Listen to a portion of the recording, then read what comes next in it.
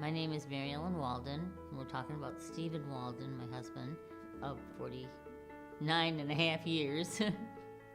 We were high school sweethearts for 3 years, and then we got married.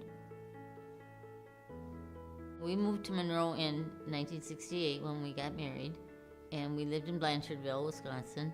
He was an auto mechanic, and he worked for Beanham Cadillac and Olds.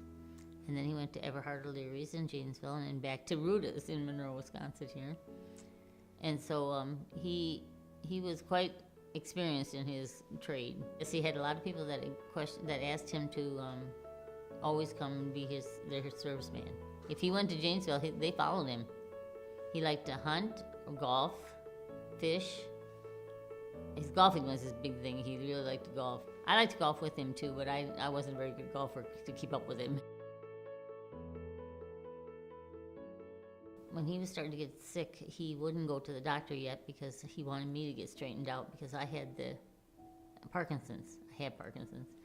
And he wanted to make sure I was all set and stable because I had those 3 surgeries in a row that I had to have my head shaved and everything.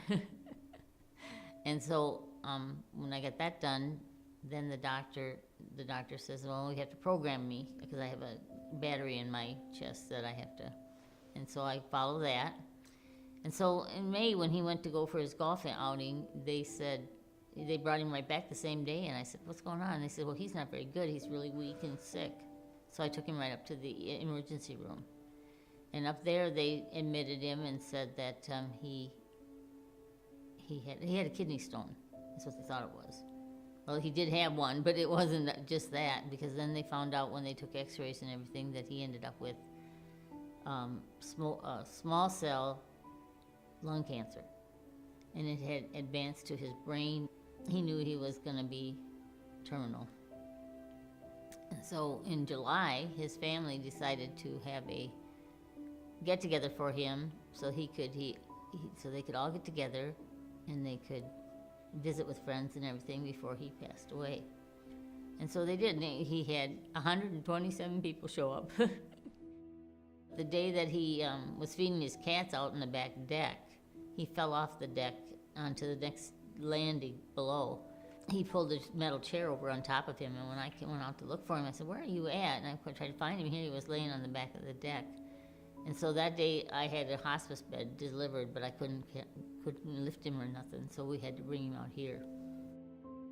The night that we got out here, they told me that, they told my daughter and I that we could look out the back door and turn on the light and we'd see a raccoon or a deer walking by. So we turned on the light and all of a sudden we saw this cat come up from the woods out here, come up to his door. The day after Steve was admitted to the hospice home, a cat showed up outside of his patio door. He sat there meowed and meowed all night long. We felt so bad it was so hoarse the next day. So the volunteer went home and got a pet carrier so that the cat would have some place to sleep during the night. And he come running right for the carrier. He just come running up through there and he got in there and he just slept there. And lo and behold, the cat stayed all night, vigil at Steve's door. And I said, can we bring him in? And they said, well, if you leave the door shut, you can bring him in. And so when I came to work the next morning, the family had brought the cat into the room and they were all like, shh, we're gonna get in trouble. He was just like at home. He got up on Stevie's bed and he laid there the whole time. But yeah, the cat came in and never left Steve's side for the rest of his stay. He was Stevie's cat. He knew he liked cats, so we called him Stevie Nicks because it was a female, so we had to do that. I think the cat was really a sense of comfort for Steve. The first day Steve was here, he knew the cat was there. But mostly through the rest of his stay, I think it brought most comfort to the family. You'd come in and see Mary Ellen on the couch with the cat laying across her chest, and they were just relaxing. And I think it brought peace to the whole family, just because that was their normal life. Their cat's at home, and now this cat here to see him through to the end.